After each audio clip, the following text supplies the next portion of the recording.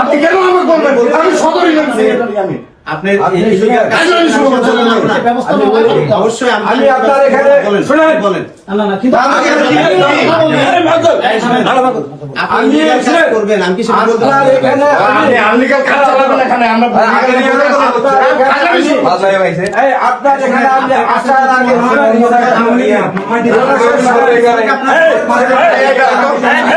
আপনি কি বলতে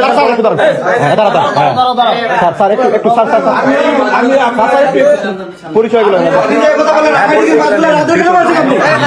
আমাদের মাদুলা রাতে আপনি কেন বলছেন বলেন একটু পরিচয় গুলো আপনি আমাকে বলছেন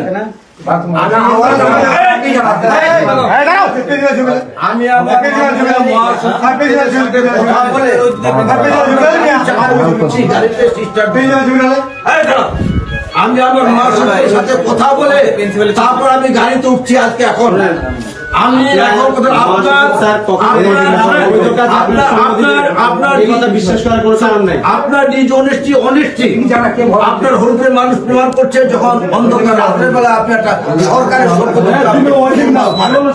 এটা আপনার নিজ অনেস্টি প্রমাণ। 2 নম্বর আপনি রাত্রের বেলা অফিস অন্ধকার অফিসে কিছু ক্লায়েন্ট কে নিয়ে আসছে আমি অফিস করব দিনে করব ভোরবেলা করব সেটা একান্তই আমার বিষয় আমাদের অফিস 24/7 আপনি রাস্তা করেন কিংবা দিনে করেন আমাদের কোনো আপত্তি নেই। আপনি যে বললেন যে এর আগের যে বিকাশ চন্দ্র বর্মন যে ছিল খালি আমাদের কথা বলবেন আমাদের ব্যাপারে না আমাদের ব্যাপারে কমপ্লেইন যদি থেকে থাকে আপনি যাচাই করুন কালচার তৈরি করে তখনও কিন্তু না না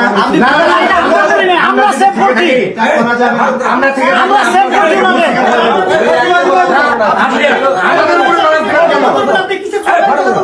আপনি আওয়ামী লীগের ফেসিস্টকে নিয়োগ দেবেন আওয়ামী লীগের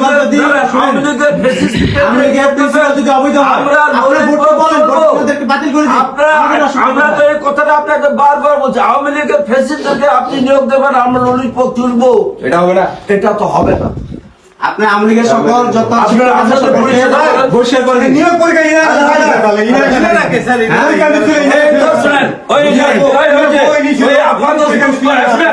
বুঝিনি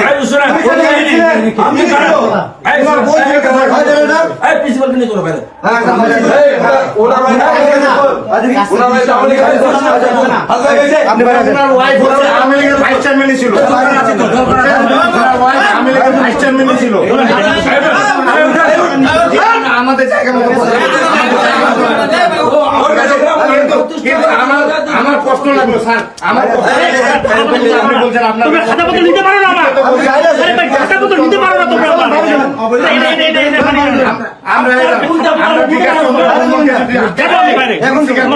আমি যাবো না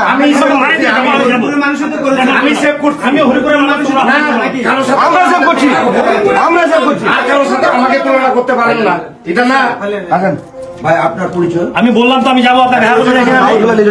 আপনি আমার কাগজ দেওয়ার কোনো ক্ষমতা রাখেন না কারিগরি শিক্ষা বোর্ড আপনি এই নিয়োগ পত্রটা নিয়োগ বিজ্ঞপ্তিটা দেখেন তো কত তারিখ হয়েছে কোন পত্রিকা হয়েছে কয়টা নিয়োগ বিজ্ঞপ্তি হয়েছে দেখেন